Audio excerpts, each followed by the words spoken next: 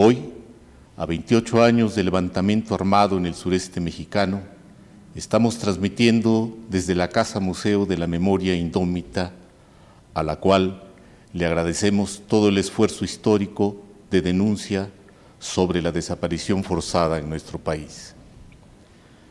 Continuando nuestro trabajo para dignificar la historia, hoy la Casa de Todas y Todos nos convoca a esta conferencia sobre el papel fundamental de las Fuerzas de Liberación Nacional en el levantamiento armado del 1 de enero de 1994, que inicia tácticamente y por mandato del Congreso del 93, el 31 de diciembre de 1993, a lo que hay que sumar los largos 24 años de preparación estratégica.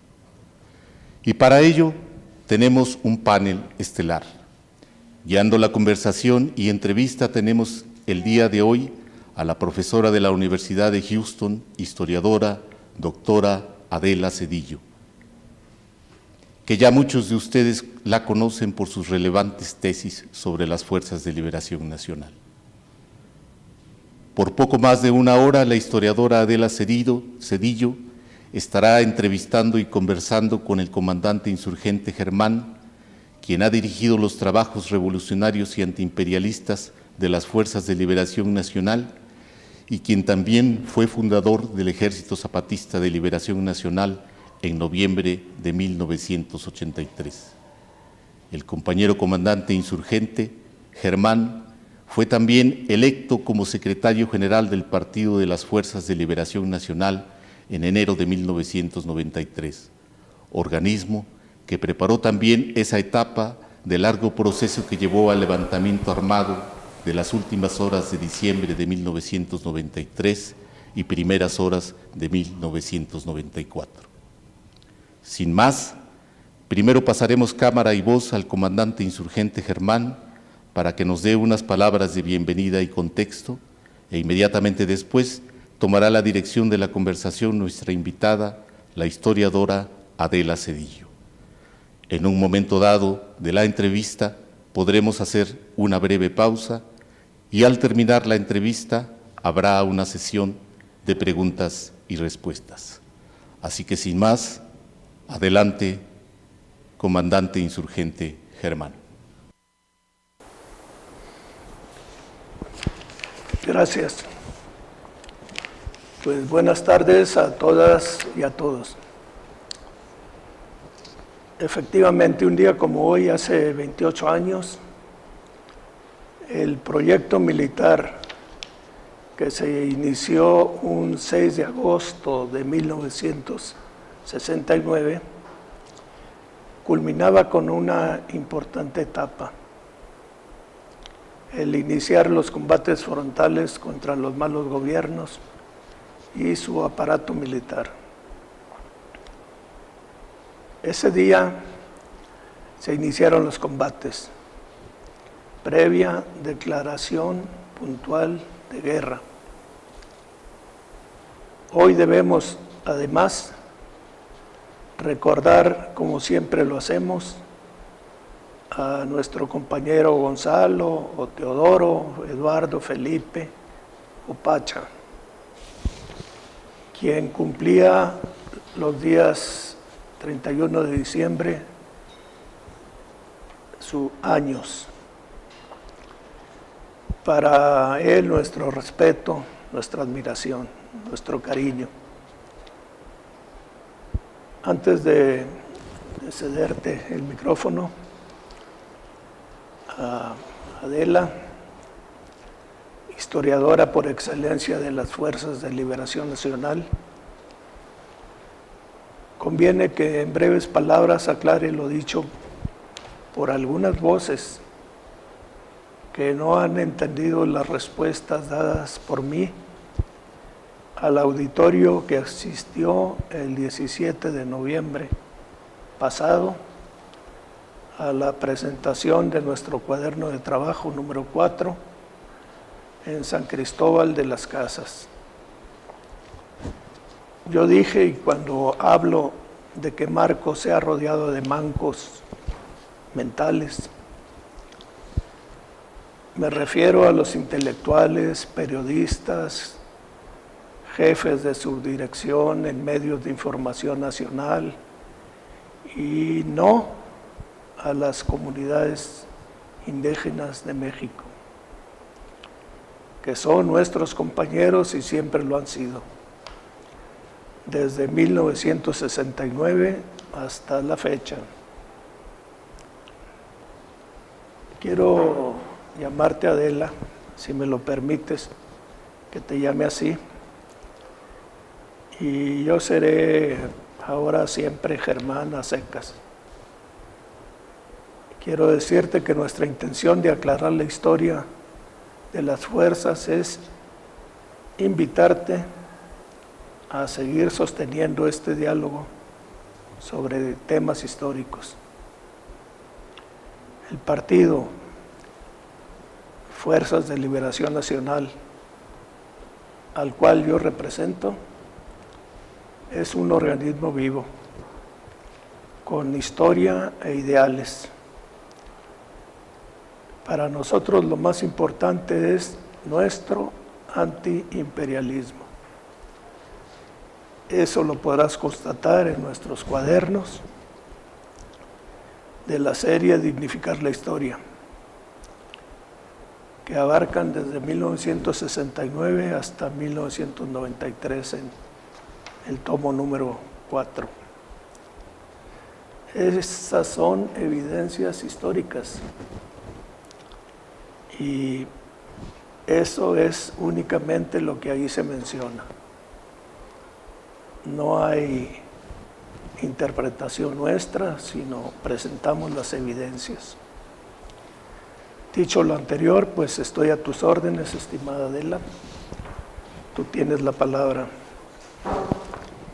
Sí, pues a los militantes del Partido de las Fuerzas de Liberación Nacional y al comandante insurgente Germán, pues les agradezco la oportunidad que me han brindado para escuchar de viva voz el testimonio de uno de los personajes legendarios del movimiento armado socialista mexicano, el militante vivo más antiguo de las Fuerzas de Liberación Nacional, sobreviviente de la Guerra Sucia, fundador del Ejército Zapatista de Liberación Nacional y del Partido de las Fuerzas de Liberación Nacional, el comandante insurgente Germán. Este 31 de diciembre y 1 de enero se conmemora, pues como ya se dijo, el 28º aniversario del levantamiento zapatista en Chiapas. Lo que la mayoría desconoce es que no solo se movilizaron los insurgentes zapatistas en el llamado Frente de Combate Suroriental, sino que el Partido Fuerzas de Liberación Nacional también llevó a cabo acciones en otras partes del país, que si bien no tuvieron el alcance y la publicidad de las de Chiapas, fueron parte del esfuerzo organizativo de 25 años de vida clandestina por parte de las Fuerzas de Liberación Nacional. Por lo tanto, pues lo correcto sería hablar del levantamiento del Partido Fuerzas de Liberación Nacional y el Ejército Zapatista de Liberación Nacional. Celebro la apertura del comandante insurgente Germán para poder dar su versión de estos acontecimientos, respaldada por su larga trayectoria revolucionaria.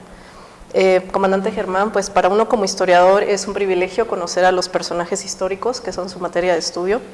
Pues yo tengo muchos años investigando a las Fuerzas de Liberación Nacional desde 2003. En 2003 estaba en estas fechas en el Diamante, en Chiapas, buscando entrevistas para saber cómo es que había sido aniquilado el primer grupo, el núcleo guerrillero Emiliano Zapata. Desde entonces a la fecha, bueno, pues mi interés por las Fuerzas de Liberación Nacional se ha mantenido vivo y pues como estudiosa de esta organización político-militar fundada en 1969, hay cosas que siempre he tenido curiosidad de preguntarle, sobre todo en relación con la década de los 80, cuando las Fuerzas de Liberación Nacional y el STLN se sumergieron en una clandestinidad absoluta sin poder ser detectadas por el Estado. Y también respecto a los acontecimientos que rodearon el levantamiento del 1 de enero. Y le propongo que conversemos sobre esos temas.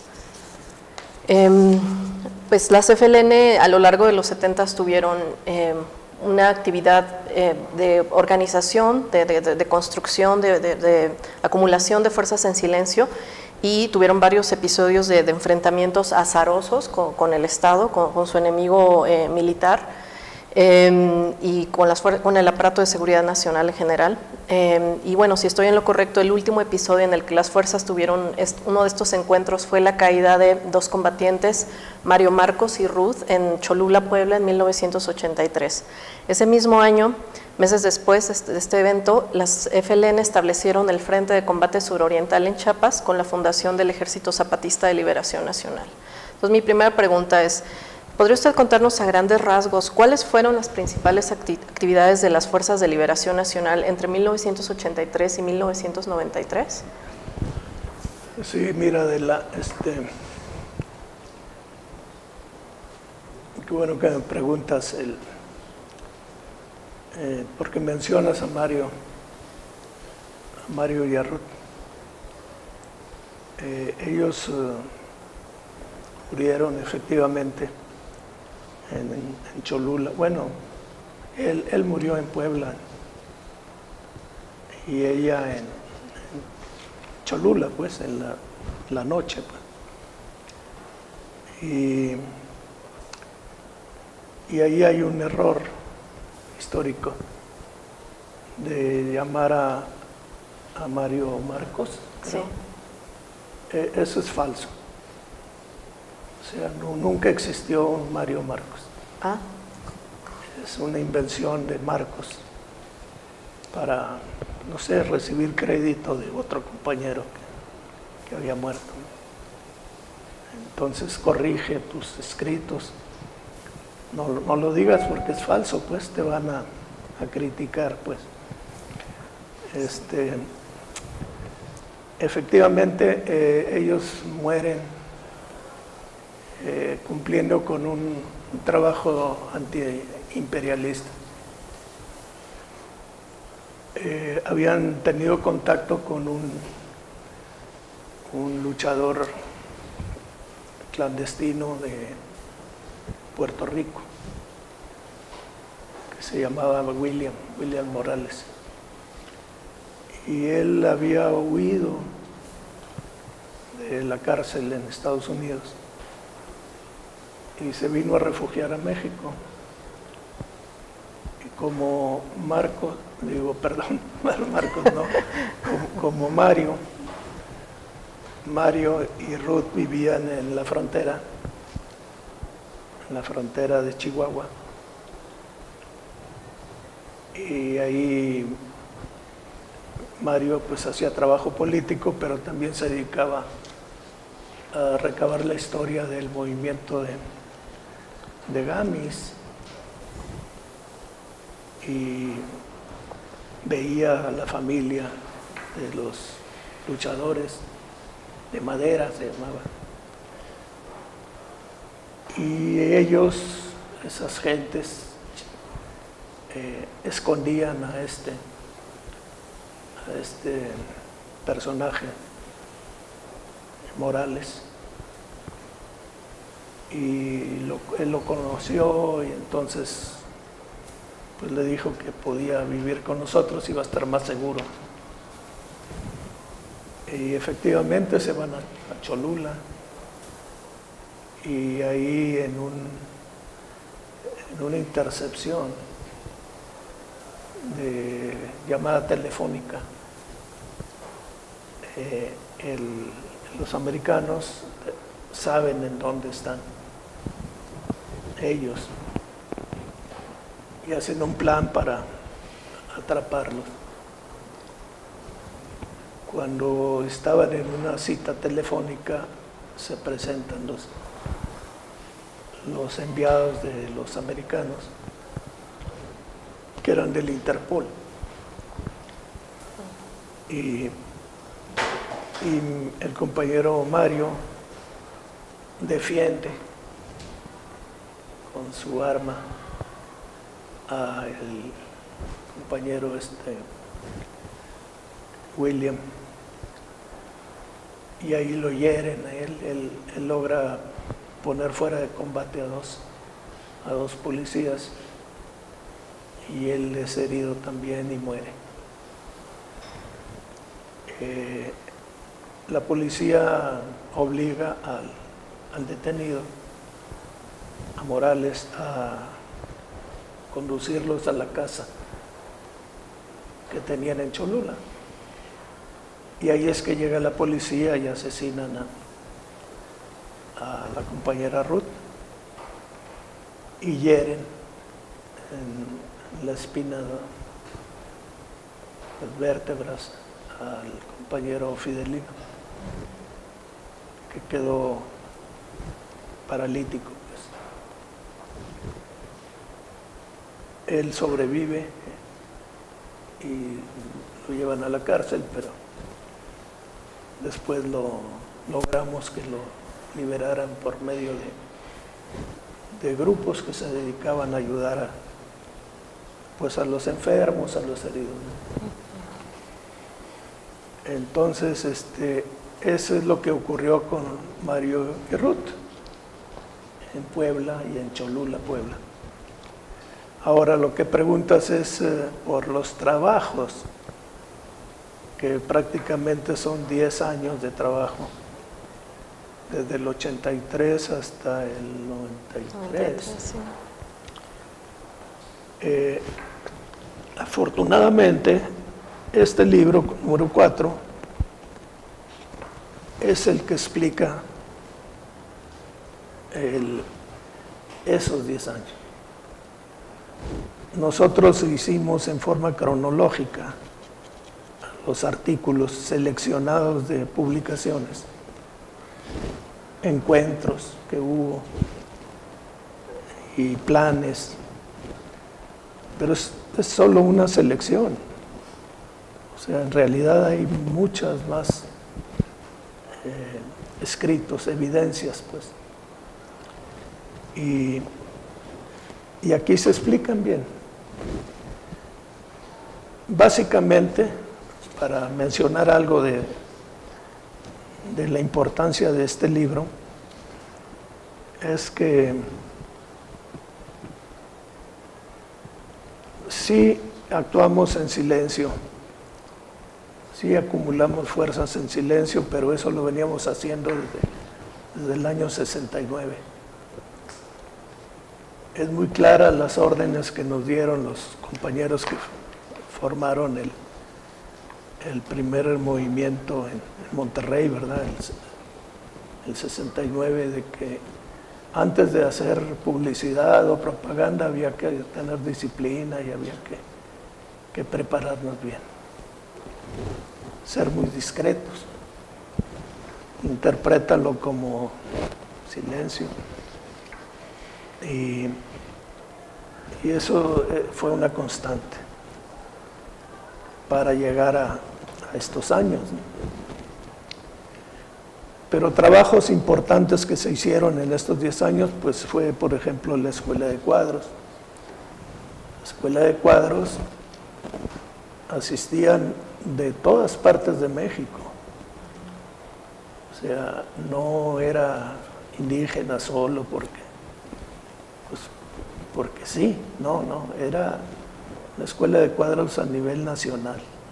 ¿Tenían diferentes sedes o estaba en una sola ciudad? No, teníamos una central que estaba aquí cerca de México, en un lugar que nos prestaron. Nosotros no gastábamos, digamos, nuestro dinero en cosas superfluas, pero en ese caso se hizo un gasto y se acondicionó salones de clases y todo para recibir esos cursos. Oh, era una escuela de verdad. Una escuela con pizarrón y bancas y hasta un piano llevamos para cuando había festejos. Y eso fue muy importante. El director casi eterno fue el compañero Rodrigo. Era el que organizaba los temas y desarrollar los trabajos, porque a él le tocaba dentro de la Dirección Nacional el encargarse de la política. O sea, yo era más bien un director militar.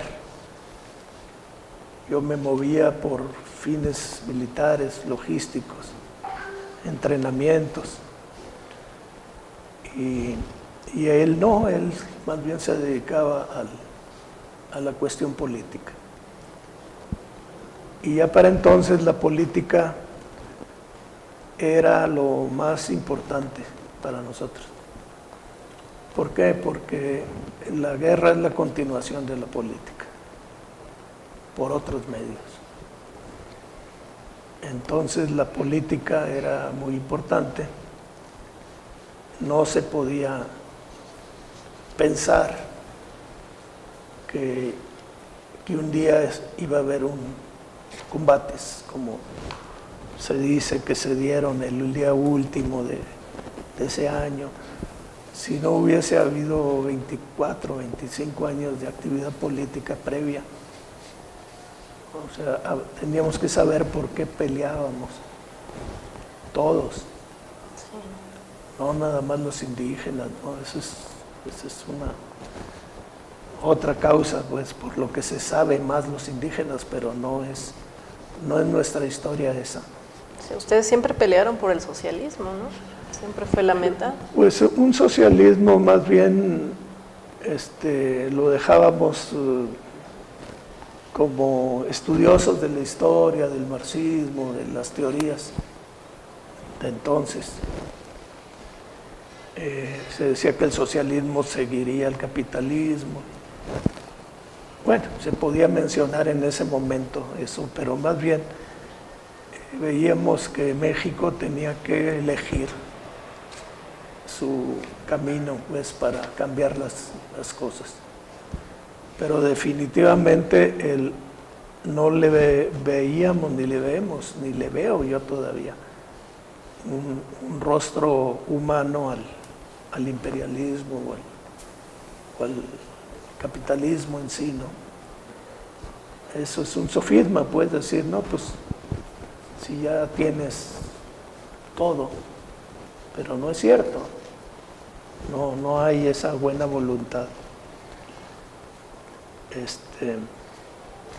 Otras cosas que hicimos, bueno, preparamos varios años ese primer congreso, porque, como me preguntabas hace unos momentos, ¿por qué decidieron cambiar, digamos, de ser un movimiento político militar a secas, como en 1969, a un partido? Y la respuesta es que íbamos a la guerra ya. O sea, había que preguntar en forma democrática, libre, a quienes iban a sacrificar en esa guerra, si estaban dispuestos. Para empezar, todavía quienes no hubiesen querido participar en la guerra tenían la oportunidad de ponerse a salvo, digamos, ¿no? De no ser arrastrado por la guerra. Esa fue la causa fundamental. Ahora, hay estudios serios del Buró Político donde dicen por qué sí y ahora es importante ya empezar la guerra.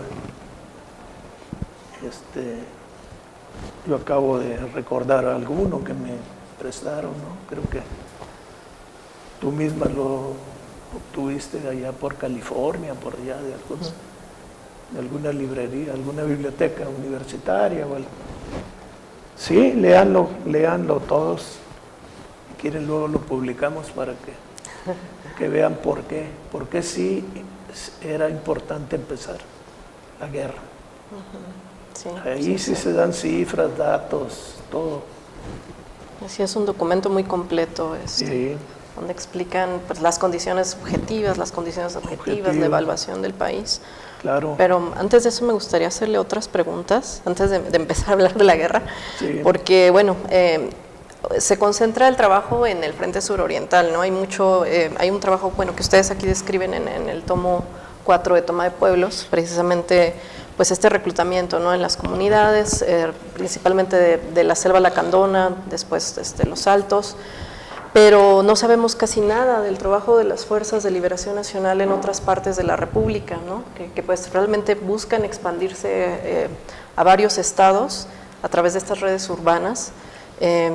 Y bueno, de los que yo sé, pues Chihuahua, Nuevo León, Puebla, Oaxaca, Veracruz, Tabasco, Ciudad de México y tal vez otros, ¿no?, que no sabemos aún. Entonces, ¿podría comentarnos cuántos frentes de combate se conformaron y cuáles fueron las dificultades que enfrentaron para desarrollar estos otros frentes? Sí,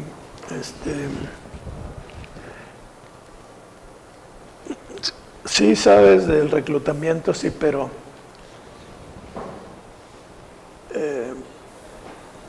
desgraciadamente a lo mejor sabes, pero por no muy buenas fuentes. El hecho es que el núcleo guerrillero que se anunció se iba a instalar ahí en Chiapas, en la selva,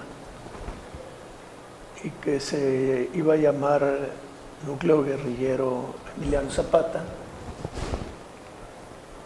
fue considerado porque los compañeros ya habían estado ahí conociendo, aunque no era ese el motivo por los que habían ido, ¿verdad?, a vivir ahí, porque ellos habían pertenecido a un abortado movimiento que se había pensado que iban a trabajar ahí, a crecer ahí, y que se llamó el Ejército Insurgente Mexicano. El proyecto no se llevó a cabo, quien lo organizaba defeccionó, ya no lo quiso hacer, les dijo que se fueran a su casa, pero ellos no se fueron a su casa, se reunieron y ahí en la sombra de ese árbol, y decidieron hacer una reunión para formalizar ese compromiso. Y el 6 de agosto de 1969 se reúnen ya en una casa de seguridad y le da nombre al movimiento. Se llamaba ya ese mismo día Fuerzas de Liberación Nacional, y iban a hacer trabajo en todo el país y a organizar un ejército, y eso es lo que hicieron. Ahí se inició el reclutamiento. Ahora, sí nos reclutaron a los primeros que estábamos ahí, sí, nos reclutaron. A la compañera Murcia, a mí, a otro compañero, Babuchitas le decían. Y fuimos los primeros reclutados. Después los compañeros se trasladaron a muchas partes de México, estuvieron invitando, reclutando otras gentes, y en el febrero del año 1972 ya arribaron a la selva el compañero Pedro y Héctor, y otro compañero que había comprado el terreno, pues. O sea, conocí el lugar porque lo compró. Eran terrenos nacionales. Había que registrarlo. Y ahí la idea fue que iban a empezar a llegar los compañeros que hicieran méritos para poder llegar ahí. O sea, todo el resto de la organización éramos candidatos pues a ser reclutados para la selva. Ellos entran en contacto con los únicos vecinos que tenían cerca, que era una familia de lacandones.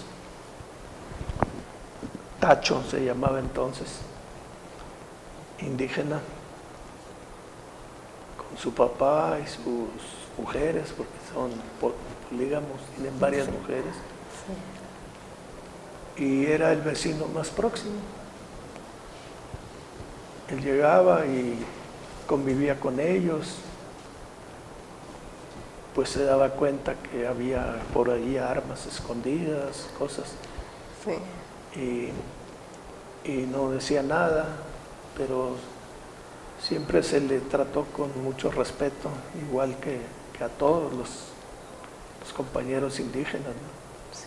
Pero ellos fueron los primeros.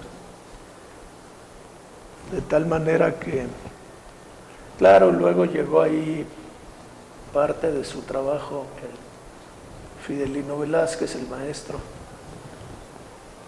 que era fumigador de la campaña nacional de erradicación del paludismo. Él era maestro de escuela bilingüe y dejó de ser maestro para dedicarse a eso. Recorría toda la selva, fumigaba las champitas, las casitas, los gallineros, todo lo fumigaba para que se murieran los zancudos, pues. Y ahí llegó al rancho. Llegó al rancho, pues los vio a los compañeros, pues no eran agricultores, eran guerrilleros, pues. Sí. Él los conocía. Y ya les empezó a ayudar, puso de acuerdo con ellos para darnos información. A mí me tocó visitarlo en su casa, porque yo era el responsable de esa zona. O sea, yo tenía la responsabilidad de aprovisionar al grupo y ver a Fidelino, al maestro, Arturo, luego le pusieron ellos. Y yo lo visitaba en su casa en Tuxtla Gutiérrez, la colonia, se llama Juan Crispín. Y ya le llevaba cosas o él me daba a mí cosas que enviaban.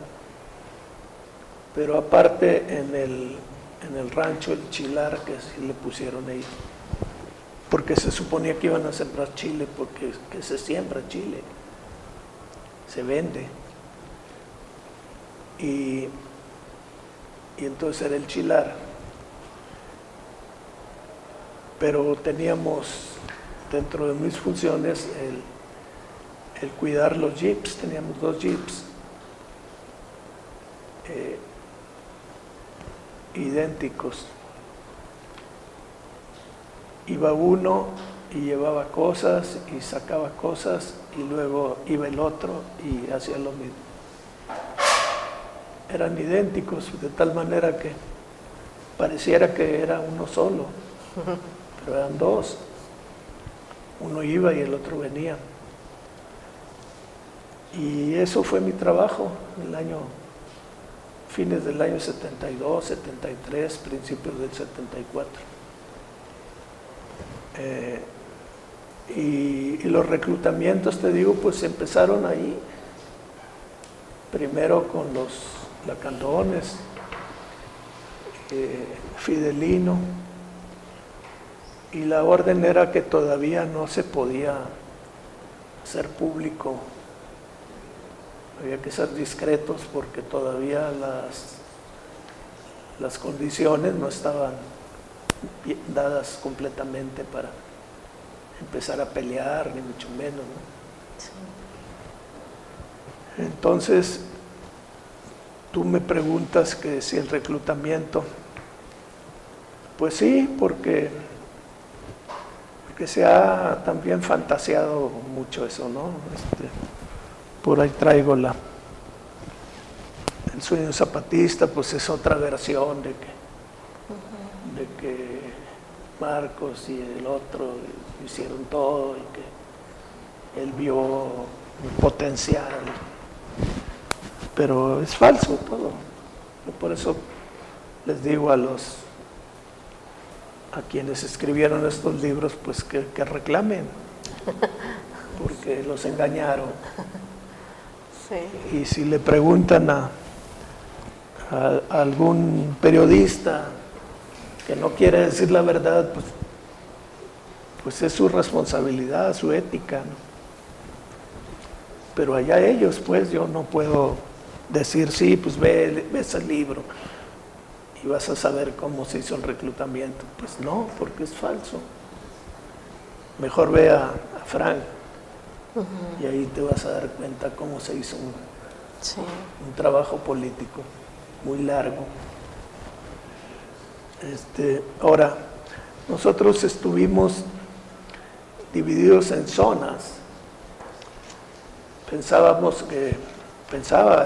la dirección del movimiento que había regiones, ¿verdad? Que no era igual el norte, de donde veníamos nosotros, de Nuevo León, Coahuila, que la selva, o que la Sierra Tarahumara, o la Huasteca. Entonces era por regiones el trabajo. Cuando se tuvo la fuerza en cuanto al número de combatientes, de poder destinar a algunos de ellos para que fueran a otras zonas, eso es lo que se hizo. Cuando tú leas el libro y veas que hubo encuentros de campesinos de la selva con campesinos del norte y de otras partes de México, podrás intuir que esos mismos campesinos del norte se ofrecieron para que se pudiera ampliar el trabajo militar también. Entonces ya se destinó algunas unidades, 10, 12 compañeros que sí estaban entrenados en la selva, para que fueran a formar otros frentes de combate. Y así se hizo. Se hicieron frentes de combate en el norte, en la región paracentral, o sea, los estados cercanos aquí al Distrito Federal, Puebla, Tlaxcala, Veracruz, y se instalaron campamentos por ahí, pero nunca con el desarrollo que tenía Chiapas. Sí. Después de Chiapas, ¿había alguna otra región donde tuviera algún desarrollo considerable o solo Chiapas logró formar un ejército? Así de numeroso solo Chiapas, pero con unidades que iban a empezar a crecer cuando empezaran los combates, después del año 93, en el 94. Ya estaban ahí sembrados los compañeros. Y efectivamente empezaron a levantar la mano, ¿verdad? Yo también. de aquellos poquitos empezaron a decir, vamos a hacer algo aquí, como allá lo hicieron ustedes. Esa es una realidad, o sea, no fue parte, pero ya no fue parte del trabajo de el encargado de la guerra, sino de otra secretaría que se llamaba del Interior. O sea, fuera de Chiapas. Secretaría del Interior. Y era la encargada de eso, del crecimiento. Y por ejemplo, ahorita usted mencionó que pues había campesinos en otras partes de la República también, que también fueron reclutados. Y bueno, yo tengo entendido que aparte de este trabajo clandestino de las fuerzas, también había un trabajo semiabierto a través de organizaciones como la Alianza Nacional Campesina Emiliano Zapata, la ANSIES, ¿no? Entonces, ¿cómo era la coordinación entre este frente abierto y pues, la dinámica de la clandestinidad, ¿no?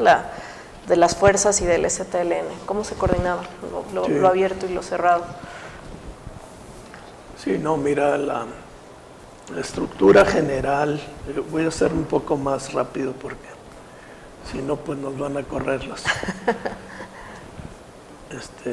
encargados del sistema de transmisión. Nos dan el golpe de Estado, nos descalifican. Se pasan del lado del enemigo. Sí. Entonces, eso es muy... creen que es así como cuando Stalin y Trotsky. No.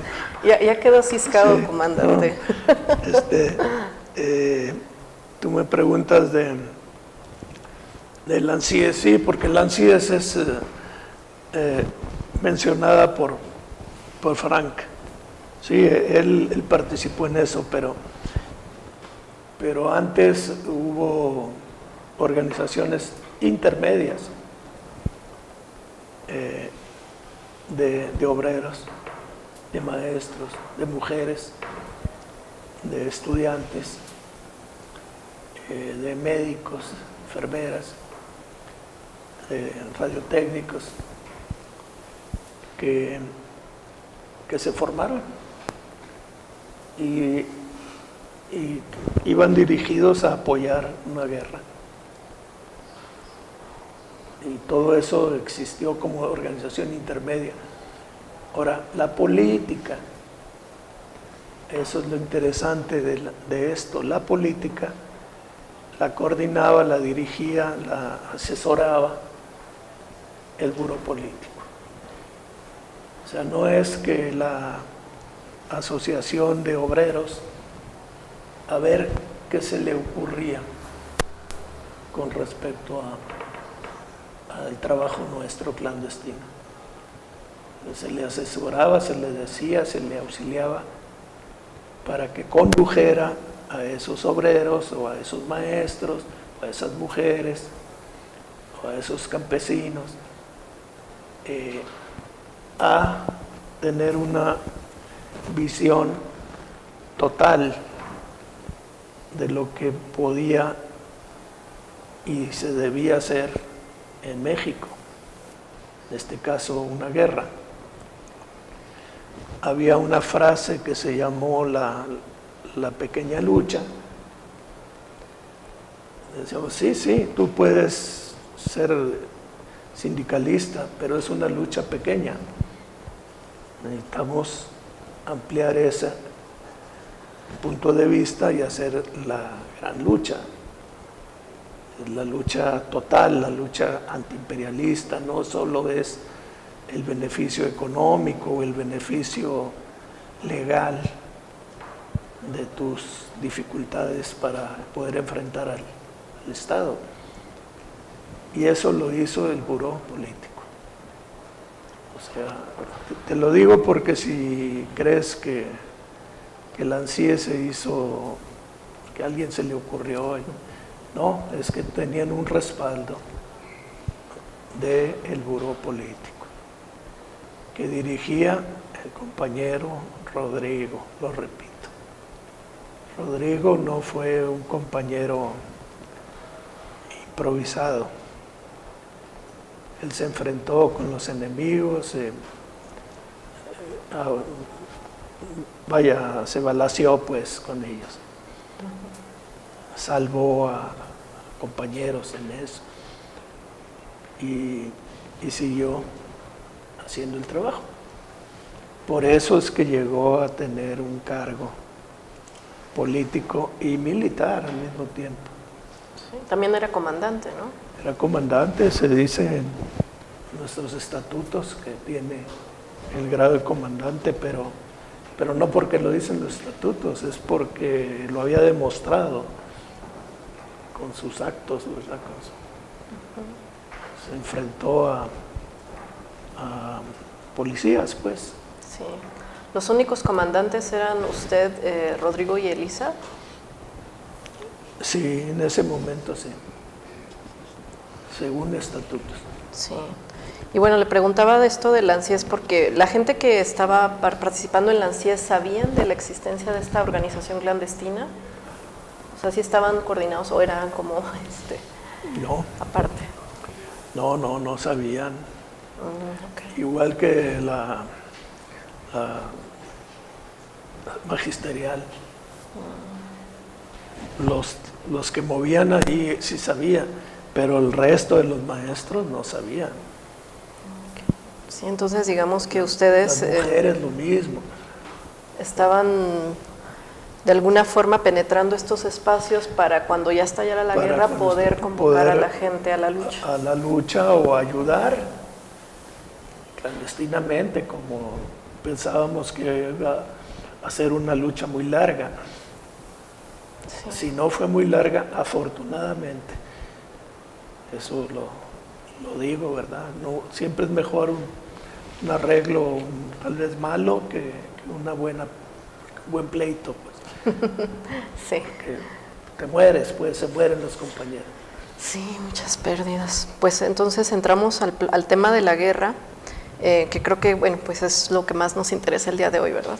Sí. Porque pues la experiencia insurgente de la CFLN y el STLN es muy interesante porque ocurre en la cola, ¿no?, de todos los experimentos revolucionarios en Centroamérica y bueno, y de hecho también en Sudamérica, pero principalmente Centroamérica, ¿no?, porque pues Chiapas está más conectada con Centroamérica. Entonces, pues en países como Guatemala, El Salvador y Nicaragua hay una situación crítica que ya anticipa la imposibilidad de ganar la guerra, ¿no? Hacia finales de los 80s, principios de los 90s, todavía no está la negociación. Bueno, empiezan la negociación en El Salvador, por ejemplo, en 92, Guatemala mucho después, hasta 96, Nicaragua, pues los sandinistas pierden las elecciones. Entonces, la CFLN está este clima de que pues la vía armada ya se ve como que no va a cosechar más victorias, cae el bloque soviético, hay una crisis, ¿no?, de identidad de la izquierda armada. ¿Cómo es que la CFLN deciden, a pesar de todas estas adversidades, decir, bueno, la CFLN y el STLN, ¿no?, decir, nos vamos a la guerra?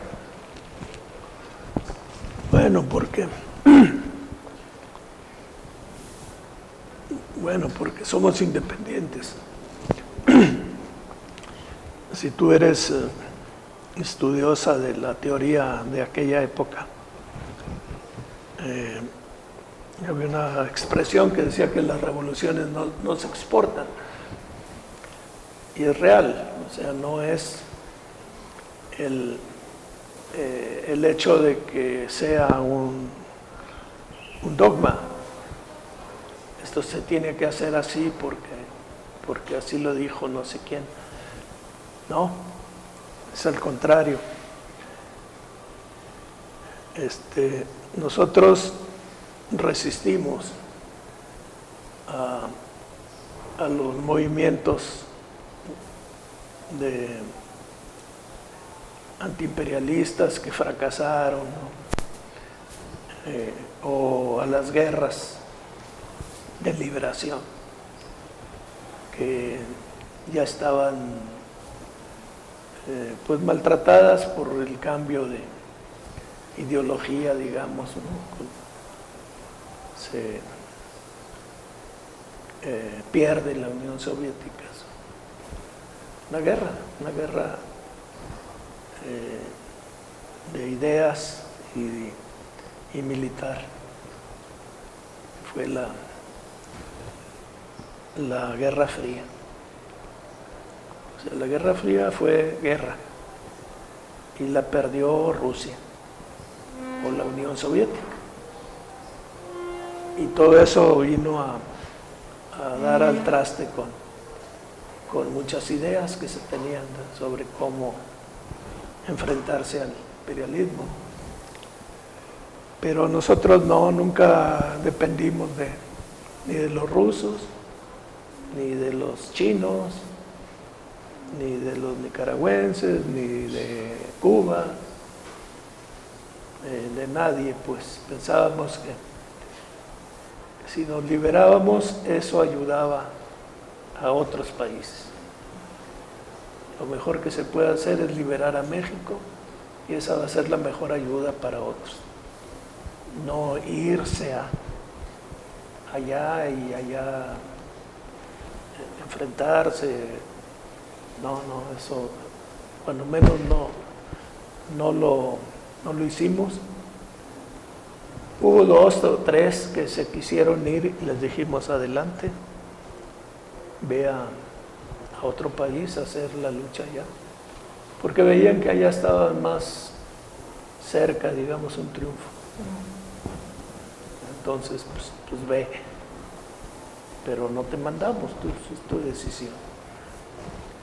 Y a nosotros no nos afectó el que la Unión Soviética hubiera perdido la Guerra Fría y se hubiera desintegrado y todo eso. Pero en términos Y geopolíticos... estoy hablando de la Unión Soviética, pero también China. Sí. China Sí, agarró el siguió. ejemplo de que ya perdió la Unión Soviética y yo también. Ahí fue Nixon a visitarlos. ¿Dónde estaba aquello de que el imperialismo y el imperialismo? Y se acabó ese discurso. Sí, pero siguió el Partido Comunista en el poder. Sí, el paradójicamente. Partido Comunista Chino sí, y el maoísmo y todo, pero no como era cuando vivía Mao. Sí, no, nada que ver. Era otra cosa. Sí, entonces ustedes, a pesar de este contexto geopolítico adverso, a pesar de que pues en México también la izquierda armada ya había sido derrotada en los 70s, ¿qué les hizo pensar que ustedes podían tener posibilidades de ganar? La izquierda armada. Ajá. Sí, ¿Te todo lo que fue. refieres a los otros Los otros grupos, sí, la Liga Comunista 23 de septiembre, el Movimiento de Acción Revolucionaria, todos esos grupos, el Partido de los Pobres, que fueron derrotados militarmente, política y militarmente. Bueno, es que nosotros tuvimos una práctica política militar distinta. Nosotros guardamos silencio, seguimos creciendo. No recurrimos a la violencia para solventar nuestras necesidades económicas, no secuestramos a nadie, no decíamos, pues ahí están las armas, las trae el policía, pues ve y quítaselo, mátalo y quítasela. No, decíamos, no, vamos a conseguir un arma así, porque la vida de un compañero vale más que lo que vale un arma o el dinero que puedes obtener yendo a un banco y sacando las armas y sacando dinero. Eso nunca lo hicimos, porque vale más la vida de los compañeros que cualquier cantidad de dinero. Nuestra lucha era muy larga, puede tomar generaciones. Habrá periodos de avance y de retrocesos inevitables.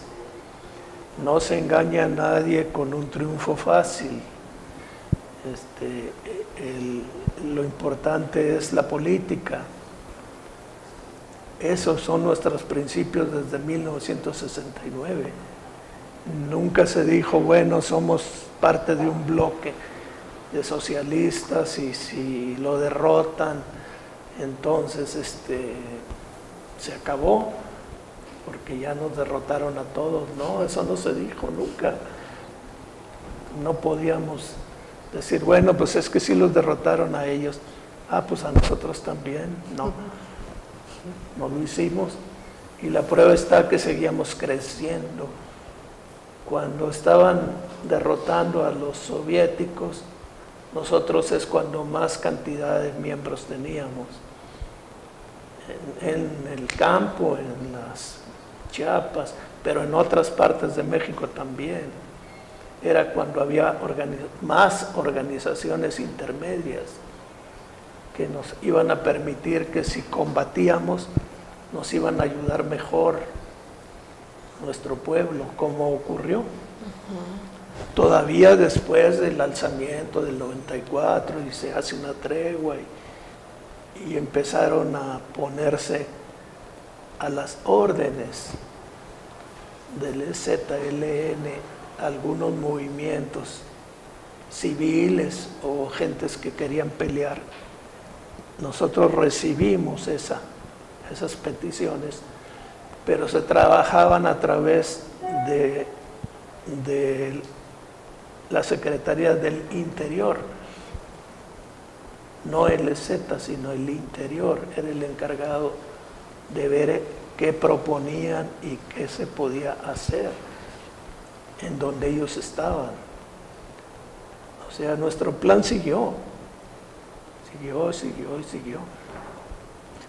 Entonces, ustedes lo que les daba confianza era que seguían creciendo numéricamente Claro. y la organización se consolidaba.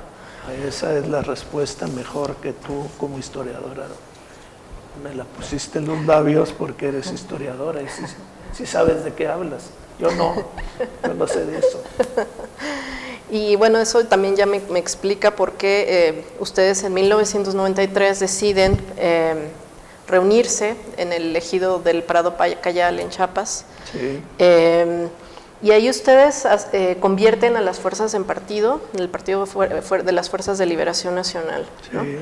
Entonces, había, entiendo, dos posiciones. Eso pues lo dice Daniel en sus informes a Carlos Tello, que el comandante Rodrigo estaba en contra de la guerra, ¿no? Que en esa reunión se votó la guerra y que él estaba en contra de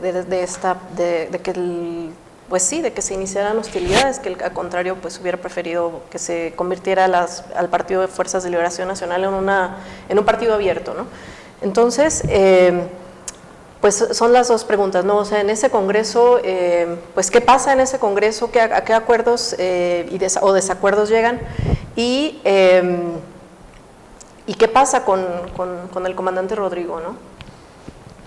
No, con el Rodrigo no pasa nada. Tu fuente pues es muy mala, pues.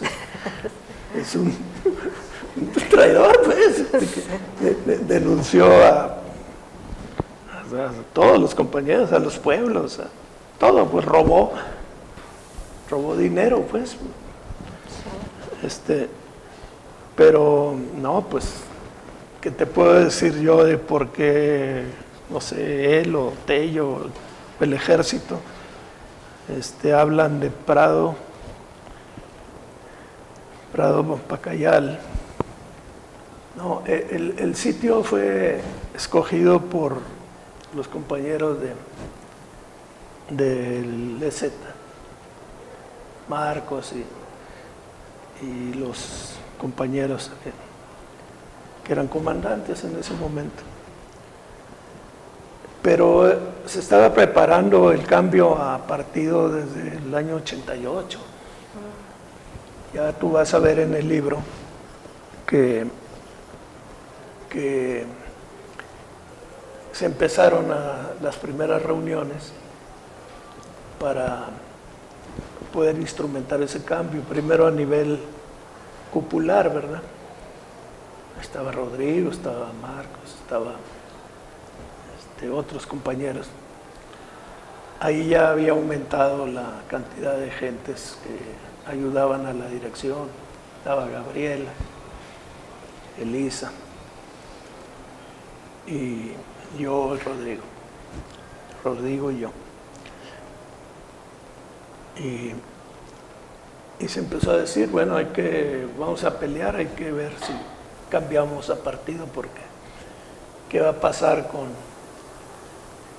una larga guerra de años?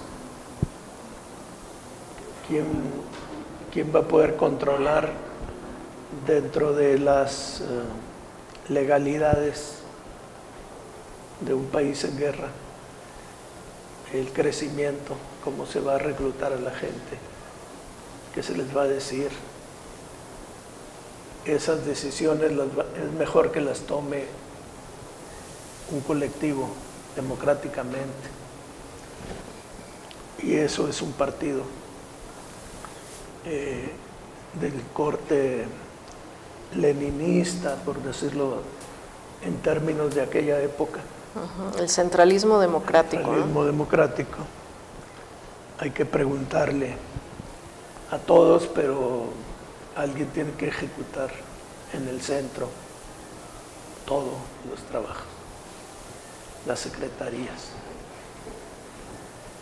Pregúntale a los soviets, pero los que hacen el trabajo pues son los miembros del partido, son los que dirigen al pueblo, pues. Entonces eso se empezó a ver desde el 1988. En Prado Pacayal, en el 93, ya se tenía un formato de cambio de estructuras que fueron siendo aprobados uno por uno en esa reunión. Y ahí es que ya se pudo no solo cambiar, hacer un partido, sino a llamar ya a la insurrección armada, o sea, una declaración de guerra formal. Pero cuando se convoca esta reunión, se convoca para ambas cosas, para formar al partido y para declarar la guerra. Prácticamente sí, claro.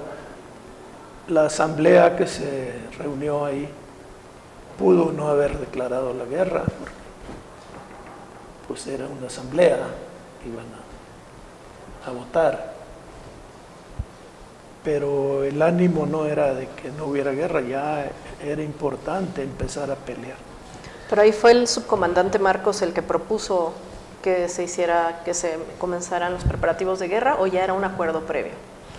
No, ya era un primer punto de acuerdo. Ya se habían nombrado a los secretarios. Secretario general era yo, del Interior, del Mazas. Mazas tenía subdivisiones, obreros, campesinos, mujeres, estudiantes, y así. Y estaba en el punto, un orden, qué íbamos a hacer con la guerra, si iba a haber o no guerra, bueno, que lo decidiera. Tenemos el video, yo creo que ya lo viste hace un momento, pero pues lo podemos luego subir a nuestra página para que lo vean todos. O ahorita. ¿Quieren ponerlo de una vez? Ok, pónganlo. Sí, creo que es importante. Para que vean que... Por lo que usted decía que había representantes de todo el país, ¿verdad?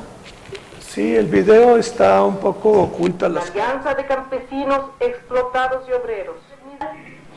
Y nosotros pues reforzamos todo lo que han dicho ya los compañeros, los comandantes que han propuesto pues que inicie la guerra. Nosotros estamos pues ya pues apoyando esas propuestas que también los compañeros ya han hecho, ya es bastante pues lo que han explicado. Pero nosotros pues les decimos que ya estamos pues preparándonos para el combate, para la guerra.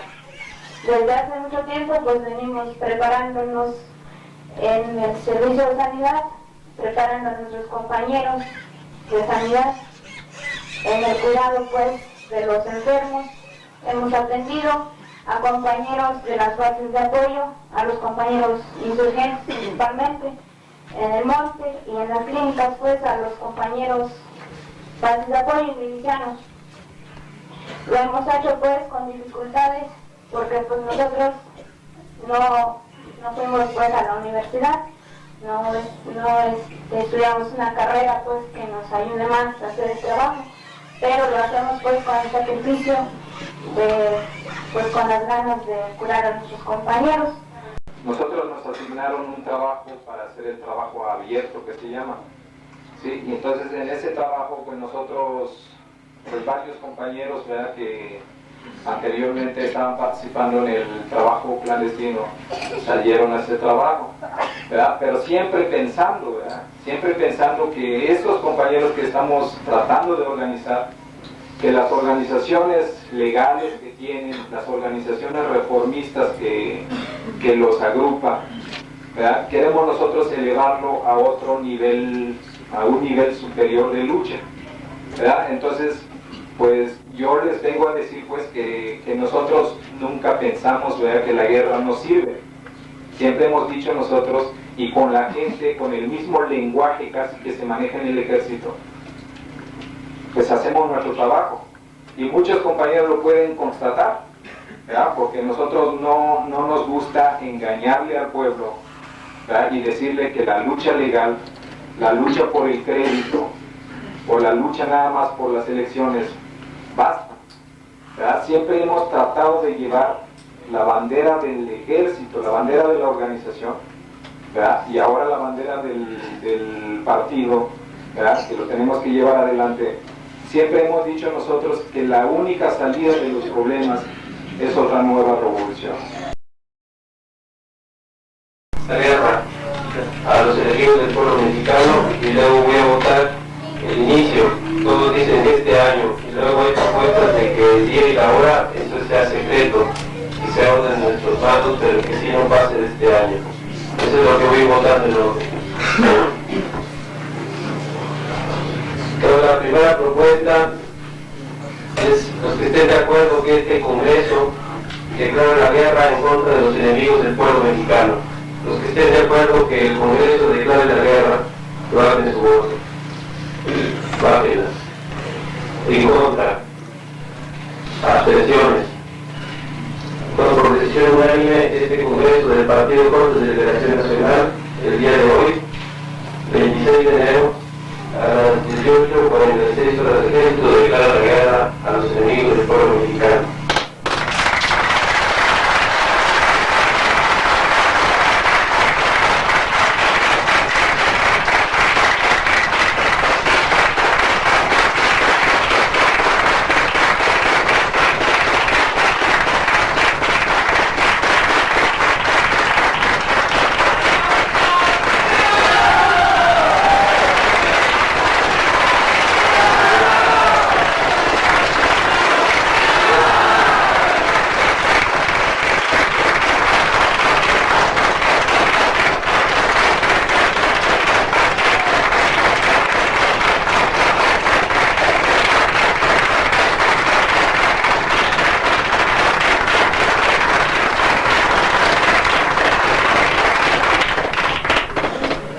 Que el inicio de las actividades sea este año del 1993. Estoy de acuerdo que no pase de este año sin que empiecen los combates, que lo hagan en su voto. Bájenlos. En contra. Abstenciones. Unánime que este año no debe empezar la guerra.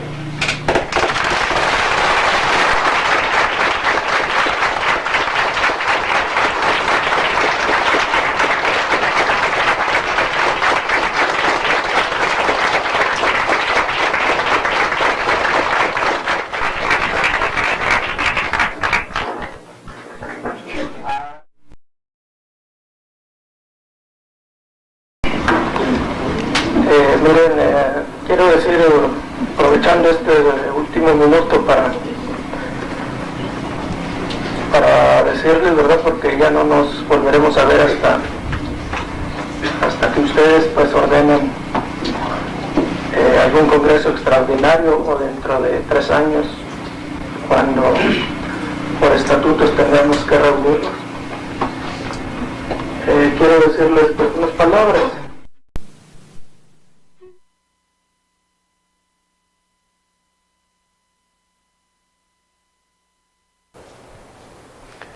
Bueno, retomando el tema, pues ya vieron ahí un poco de el acto fundacional, ¿no?, de la asamblea primera del partido. Por eso cuando decimos que vamos al segundo congreso, es real, o sea, es lo que sigue, un segundo congreso donde se evalúe todo lo que ha ocurrido y fijar nuevas rutas, en fin. Esto viene un poco porque alguna pregunta es de que si pensamos que el socialismo, pues es que eso, yo se los dije el 17 de noviembre, es que eso lo va a decidir un congreso. Yo no sé realmente que en ese momento de un congreso, cómo esté la situación política en México, en fin. No, eso sería tratar de adivinar, pues. Pero sí conocíamos la realidad de esta época. El compañero Rodrigo, en contra de lo que pueda decirte quien quiera decirlo, fue designado encargado de las relaciones internacionales de del partido, pues. ¿Por qué? Porque pensábamos que el hecho de empezar a pelear iba a llevar a preguntas, y sobre todo de otros países, de otros combatientes, de otros lados, y había que dar una explicación acertada a lo que estaba pasando, pensando en una larga lucha. Sin embargo, los acontecimientos se cortaron porque el enemigo dijo, hay que dialogar. Y el pueblo dijo, sí, dialoguen. Entonces se tomó esa opción y empezaron los diálogos de paz que sirvieron para que el enemigo se reforzara militarmente y pudiera luego atacar cuando el traidor les dio la información, un año después. Pero Rodrigo siempre estuvo consciente y listo para ayudar. Hubo ahí malas artes, ¿de quién? Del traidor, y de decir, pues es que él no quiere hacer el trabajo, hay que llamarlo a cuentas, hay que castigarlo, todo eso yo personalmente paré todo eso. Les dije, espérense, ¿no? Este compañero tiene derecho pues a hacer lo que está haciendo. Y se acabó ese problema. Pero sí salieron Rodrigo y varios militantes de las fuerzas en algún momento, ¿no? Dejan la organización. No, Rodrigo fue comisionado para las relaciones internacionales. Y esas relaciones ya no se llevaron a cabo porque la guerra entró en un impasse, diálogo directo, ¿verdad? Entonces no había pregunta que no se pudiera contestar en ese diálogo directo. Y él estaba a la expectativa, igual que estaba yo. Yo no iba ahí a decir, hagan esto. Eso lo tenían que decidir los que estaban rodeados de soldados, que eran las comunidades. Sí, eso me lleva a mi siguiente pregunta, porque bueno, yo tenía la idea, con base en lo que pues se ha filtrado, lo que se ha dicho todos estos años, que Marcos de alguna forma toma todo el control de la parte militar de la organización. Él pues como que se pone por encima de los comandantes, de hecho nombra comandantes a los responsables indígenas, que son responsables políticos de cada pueblo o región, y pareciera que él de alguna forma relegó a las Fuerzas de Liberación Nacional, al recién fundado partido de las Fuerzas de Liberación Nacional. ¿Es esto así o hay un malentendido? No, hay parte de verdad en eso. Estamos hablando del año 94 todavía, principio del 95, que el enemigo ataca todas las comunidades, se instala, se reposiciona en el terreno, donde ellos creían que podían controlar el territorio. La posición más grande pues existe todavía, que se llama San Quintín, una base militar muy grande con miles de soldados, pistas aéreas, carros de combate, que están ahí donde ellos consideraron que era el centro de la rebelión. Y por eso lo hace el enemigo. Nosotros como contrarios militarmente, pues lo sabemos y tenemos que cuidarnos de eso, ¿no?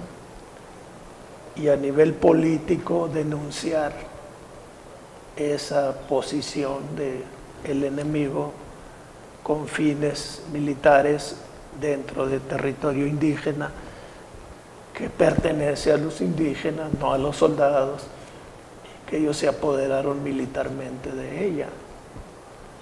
Incluso yo con este gobierno, no con Zedillo ni con el otro anterior, o este gobierno mexicano que dice que quiere que respeta los derechos indígenas y los derechos humanos, etcétera. Yo sí les dije públicamente, carta, salgan de esas posiciones. Están ahí miles de soldados y lo único, no sirven para nada, pues. Sáquenlos y destinen esas instalaciones a escuelas, a hospitales, a lo que sea, menos a soldados. Respuesta me la da inteligencia militar. Aquí tengo yo la carta. Me dice, no, pues es que el presidente dice lo que dice y somos muy buenos, adiós. Es lo que dice la carta. Sí. Ahora ya son buenos. Pero eso lo responde no el presidente, sino inteligencia militar. Sí. ¿Qué quiere decir? Bueno, pues que no hay verdaderamente una intención de cambiar. De desmilitarizar. Exactamente. Sí. Pero bueno, ese es otro problema de ahora. Sí. Bueno, que se viene arrastrando desde entonces, ¿no? Desde el 94, con toda la militarización de estas comunidades en resistencia. Entonces ese es un poco lo... ¿Alguna pregunta o acortamos? Porque luego se mezcla. Yo creo que ya voy a hacerle como la última gran pregunta, ¿no? Las últimas. Bueno, pues más o menos hay claridad de lo que pasa. El 1 de enero se levanta el STLN, toman varias cabeceras municipales en Chiapas, pero no se sabe nada de lo que hicieron en otras partes del país, porque yo tengo entendido que el Partido Fuerzas de Liberación Nacional también movilizó a sus otros frentes para hacer acciones de sabotaje o de, pues otro tipo de acciones, ¿no? Para apoyar, ¿no? En apoyo a la rebelión en Chiapas. Entonces, si nos pudiera hablar algo de eso y finalmente, pues cuál es la posición de la contribución del Partido de las Fuerzas de Liberación Nacional al mantenimiento del proyecto zapatista después de 1994. El proyecto zapatista que tú le llamas proyecto zapatista y que en realidad es formar un ejército. Un ejército puede ser zapatista o villista, ¿no? o Flores Magonista, Sí. Depende, ¿no?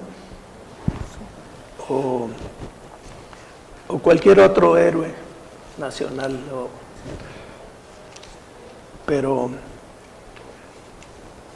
Pero eso es la guerra, eso es lo militar. Para nosotros lo más importante es la política. Si el actual Ejército Zapatista de Liberación Nacional, con ese nombre, ya no es partidario de la guerra, pues tiene que cambiarse de nombre, digo, por obvias razones, ¿verdad? Si es un ejército indígena por el beneficio de las comunidades, pues que se cambie de nombre, ya no va a pelear. Ya lo dijeron muchas veces, ¿no? Nosotros ya no vamos a pelear.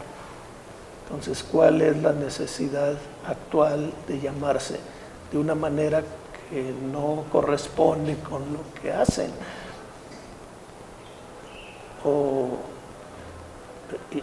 Y le cuestan mucho a las comunidades esa falta de definición. Mucho dinero, mucho esfuerzo. Pregúntate, con todo el respeto que merecen el movimiento indígena nacional, que lo merecen, cargar con la espalda con un movimiento que se dice armado, pero que no está armado, que les pide dinero para hacer actos, pero le pide dinero a la gente pobre, los compañeros más pobres. Por eso abandonan las filas de ese ejército, que lo tienen que mantener. Antes lo mantenía apoyando porque íbamos a la guerra y llegamos a la guerra. Se demostró que en eso se empleó el apoyo de los pueblos a la guerra. Y ahora no. ¿Qué le vas a decir al rey de España? ¿Que quiera a los indígenas?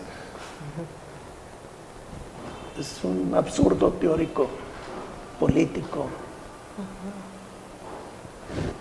Eso es lo que yo pienso en lo personal. Sí. Entonces, lo que yo entiendo de su respuesta es que, bueno, ustedes todo este esfuerzo organizativo de los 80s, principios de los 90s como partido de las Fuerzas de Liberación Nacional, bueno, pues era organizar la estructura a nivel nacional y en Chiapas organizar a las comunidades para apoyar el ejército y el esfuerzo de la construcción del ejército popular y el esfuerzo de guerra. Pero, bueno, pasa la guerra, pasan muchas cosas que, bueno, cambian no solo la historia de Chiapas, sino también la historia de México. Y entonces el partido Fuerzas de las Fuerzas pues se mantiene activo con la idea de que la guerra va a seguir, pero llegan a un punto donde se dan cuenta que la guerra no va a seguir y entonces ¿qué pasa ahí? Sí, mira, de parte del partido y mía como responsable máximo del partido, como secretario general, o sea, el que conoce todo y ve cómo solucionar problemas, es que el hecho de que una parte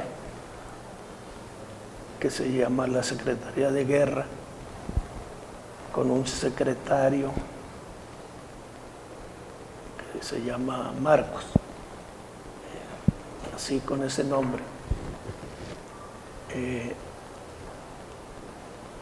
hasta el último estuvo diciendo que iba a haber guerra. O sea, su informe hacia la Secretaría General y a otros compañeros era de que iba a haber guerra, de que la situación era de guerra, porque estuvo jugando a la guerra, a decir que iba a haber guerra. Y el resto del partido, respetuoso de su cargo, de él, pues tomaba en cuenta eso. Cuando él decide por las causas que solo él puede decir. Yo no puedo responder por él. Y manifiesta en una carta que yo te voy a dar a ti para que la leas, que la tiene un ex marxista que se llama López y Rivas. Se la entregamos. O sea, cuando Marcos manda esa carta, le dijimos, compañero, pues usted sabe de historia, es un doctor, pues. Y dijo, no, yo no sé nada, yo no me meto. Pero él la tiene. ¿De qué año es la carta? Es como del 74, ahí la tengo al No, rato. 74 no. De 94, Ah. 2014. 2014, sí. Ya brincan Son muchas siglos, décadas. los siglos y los años, 2000, como 2014. Ah, perfecto. Pero ahí dice abril de tal año. Si no es el 14, es el 13. Pero ahí está. Entonces él manda una carta acusando que no le hacen caso, que por lo tanto, si se quieren ir, váyanse, pero etcétera, ¿no? Es una carta basura. Todos los compañeros que la han visto, yo creo que tú también la vas a ver y vas a decir, pues este es, para que se los digas a los americanos, es bullshit, o sea, basura, lo que no sirve, pues. Pero él utilizó eso para salirse y al mismo tiempo decir, ustedes son los que se quieren retirar. Es falso. Entonces, Porque nosotros aquí estamos. Así es como se dio la ruptura entre las fuerzas. Bueno, y ya él lo manifestó y nosotros dijimos, bueno, pues vete, pero nosotros tenemos que seguir organizando al partido. Tenemos un cargo, una responsabilidad, no solo personal, sino ante los mismos compañeros muertos, sí, que votaron un alzamiento y murieron en él. Entonces tenemos que tener respeto hacia esos compañeros. A lo mejor a él no le preocupa, a lo mejor se siente ajeno a eso, pero ese es su problema. Él tendrá que responder ante nuestro partido por qué, porque lo hizo. Y ante la sociedad, pues lo que ha hecho mal. Yo no digo que todo lo haga hecho mal, pero lo que haya hecho mal se lo van a reclamar. Mujeres, compañeros, el Frente Zapatista hizo un proyecto de un Frente Zapatista. Ahí tengo una carta, pero es una carta ofensiva a alguien que te ayudó de voluntad, vino a ayudarte y tú lo ofendes con esa carta. ¿Por qué hizo eso? Yo lo ignoraba, yo no estaba junto con él para que escribiera esas cartas. Él lo hacía y lo hacía, ¿por qué? ¿Quién sabe? Estará pensando que las cosas nunca se saben, yo no sé. sí. Esa no es mi responsabilidad. Sí, y bueno, ya mi última pregunta sería, es justo que usted, cuando menciona el conflicto entre las fuerzas y el ZLN, se enfoca en Marcos, pero ¿qué hay de los demás, de los otros subcomandantes, que bueno, ahora es subcomandante Moisés, otros que no sé si sigan, Tacho, y otros, ¿no? O sea, ¿con ellos también es el conflicto o con ellos no? Bueno, no, yo no tengo conflicto con ellos, pero no son comandantes, son cargos que Marcos les confirió sin tener responsabilidad militar. Son responsables, tal vez, de algo dentro de sus comunidades o dentro de una región, pero no tienen una responsabilidad política ni militar. Si quieren participar militarmente, pues van a tener que buscarse otro grupo, porque ese no los va a llevar a la guerra.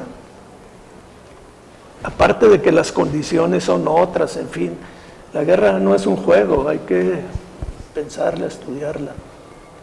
Por eso las fuerzas se tardaron 25 años en declarar una guerra. Sí. Sí, es un tema muy complejo. Ya agotamos el tiempo, entonces creo que si hay preguntas del público, hay muchas cosas que quedan en el aire, pero pues tal vez se pueden hacer otras precisiones en la página o de la casa de todas y todos. Pues sí, sí, nos entonces, quieren. Sí, hay preguntas del público. Sí, efectivamente. Hay una serie de comentarios y preguntas. Vamos a darle lectura a los comentarios y a las preguntas y si tienen una respuesta general, pues le damos un momento. Uno de ellos es que es muy interesante la concepción de una geografía insurgente. En Toma de Pueblos, página 378, se menciona a los compañeros de Querétaro, Belén y Platino en el parte de la Secretaría Militar del 11 de junio del 93. ¿Hubo trabajo de la CFLN en Querétaro o en la región del Bajío? ¿Hubo más queretanos? ¿Qué fue de Belén y Platino? Saludos desde Querétaro. Ojalá pudieran hablar sobre los estudiantes y obreros en lucha, EYOL. Interesante el comentario sobre aquellos que se fueron a hacer la guerra a otros países, porque nos hace preguntarnos por lo libidinal en el gesto guerrillero. Saludos a Adela. Es importante esta noción de tener su propia idea de revolución. Pienso en la insurgencia del siglo XXI con la insurgencia del siglo XX.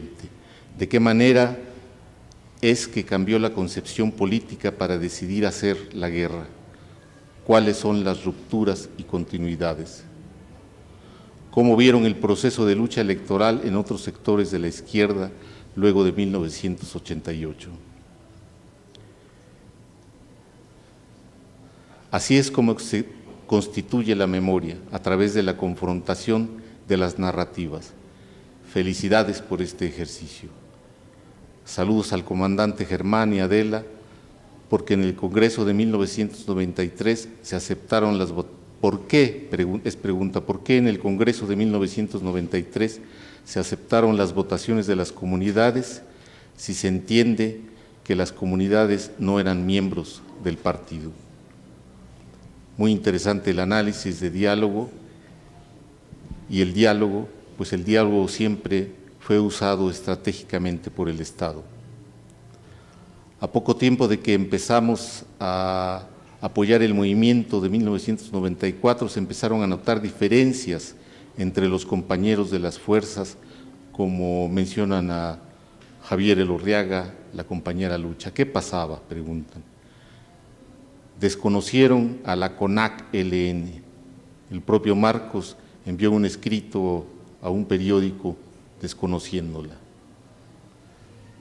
La importancia conceptual, si un movimiento se denomina insurgente, es porque está dispuesto a guerrear.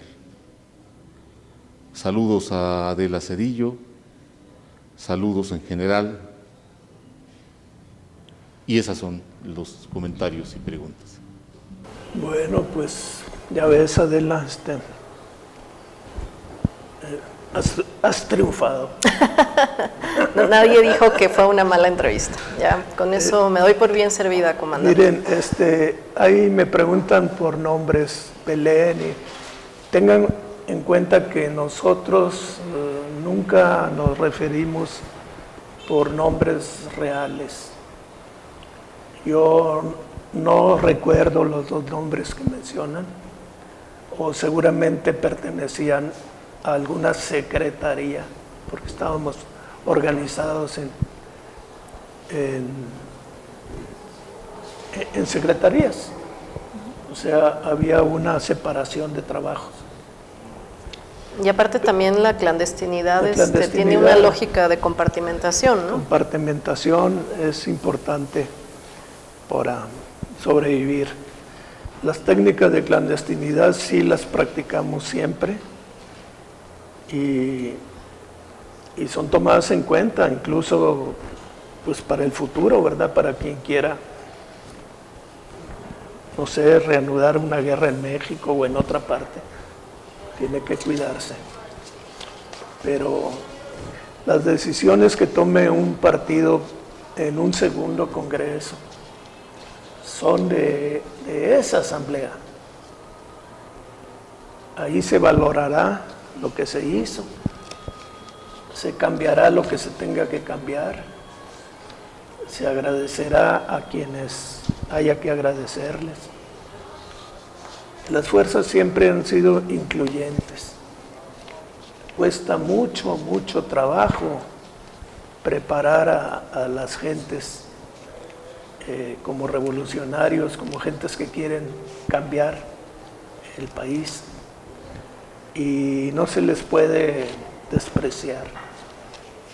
Hay que hablar con ellos, hay que explicarles, hay que tratar de que siempre puedan seguir ayudando. Ese es el principio de las fuerzas. Yo creo que pues todos los demás son más o menos agradecimientos que yo mismo te hago y te invito, como dije al principio, a que este ejercicio que hicimos en este día histórico, porque es cuando empezó la guerra y porque es el día del nacimiento del compañero Felipe Teo, y lo celebramos siempre nosotros. Pero hay otras fechas. Está la fecha en que murió Felipe, por ejemplo, Teo, en febrero, en Cárdenas. Ahí con iba Aurora. Con Aurora, sí, pero iban junto con Rodrigo. Iban los tres. Sí. Y Rodrigo salvó la vida porque le ayudó el pueblo. Lo socorrieron, lo escondieron. Sí. Gentes que no eran compañeros de nosotros. Y habían tenido un enfrentamiento la noche anterior con policías. Y él puso fuera de combate a los que apuntaban a la compañera Aurora. A Aurora le pasó la bala cerca de la mejilla, le dejó una marca. Y Rodrigo la defendió con su arma, pues. Sí. En fin, son historias de la revolución. No, que se tienen que conocer porque hasta ahora no se sabe casi nada. Sí, pero yo te invito a que ahora que nos conocemos, discúlpanos que no pudimos entrar en contacto contigo a sabiendas de que hacías tesis, porque se nos decía que iba a haber guerra. No podíamos darte información porque iba a haber guerra. Eso ya no es real. Ya no va a haber guerra, o cuando menos el EZLN actual no la va a hacer. Ya se te puede decir muchas cosas. Nunca vamos a decir los nombres verdaderos de compañeros sin que ellos nos lo autoricen. No podemos mencionarlos si no nos dicen sí. El temor es real. Tú ves familias de compañeros que sufrieron la pérdida de sus hermanos, de sus hijos, sus esposos, esposas. Sí, pero en los momentos actuales se puede decir mucho. Y cuando ocurrieron esas cosas no se podía. Sí. Los hubieran matado, pues. Claro. Si ellos dicen, sí, mi hijo está o estuvo en la guerra, van sobre ellos. Se hubieran matado, en pocas palabras. fue para protegerlo. Aquí en este recinto están las fotografías de las madres de los desaparecidos que no se han encontrado todavía. Entre esas está la lista de Ocosingo, que yo entregué en el año de 1978 para que se le hicieran llegar a doña Rosario y buscara a esas personas junto con todos los demás desaparecidos. Y ella recibió la información muchos años después. Decía, la persona fulana de tal que usted busca, tenemos en los archivos esta información. Que peleó aquí y allá, el informe de la lo CNDH. mataron y no sé qué, y ahí quedó. Y de fulanito esto, y de manganito esto. Pero eso habían pasado muchos años. De tal manera que nuestros compañeros están siendo buscados desde el año 1978, pero por esta organización. Comité Eureka se llamó, ahorita es un museo, casa de memoria indómita, y siguen ellos en esa lucha, en esa búsqueda. Y les agradecemos a ellos pues, por prestarnos la instalación, Sí. por permitirnos que hablemos contigo, porque podemos celebrar una fecha histórica para el pueblo de México, que es esta. Tú no conociste, porque eres muy joven, la situación de los indígenas chapanecos cuando los compañeros llegaron ahí hace 52 años, pero era semifeudal. El finquero, el dueño de la hacienda cafetalera o cacaotera, o simplemente para cortar la caoba, maderera, eran los dueños de vidas de los indígenas que estaban en sus dominios. Ellos hacían lo que querían con ellos, los podían matar, violaban a las hijas, les quitaban lo que podían. Era inhumano. Y eso lo vieron nuestros compañeros. Por eso también dijeron, ahí hay que ir a iniciar la lucha. Porque la cadena se rompe por el eslabón más débil. Y ese eslabón está ahí. En las ciudades a lo mejor tienes el seguro social o el rector lo quitas y pones a otro, ¿verdad? O las mujeres protestan porque las agreden, pero ahí no hay nada, no hay más que morir, nacer y morir ahí, sin ninguna, y eso se acabó. Y se acabó porque un día como hoy se supo que había un movimiento armado que se había levantado en armas y que no se iba a rendir mientras eso no cambiara. Y eso se acabó. Así que no nos sentimos fracasados. Ah, sí, pero es que el socialismo, quién sabe. Falta mucho. Pero eso que te platico se acabó. Se acabó. Basta. Sí, decimos ese es basta. el gran logro de ese movimiento. Así es. En esta última línea no queremos dejar pasar una pregunta del auditorio que dice, para las Fuerzas de Liberación Nacional, ¿qué papel juegan las comunidades indígenas? Bueno, el movimiento indígena nacional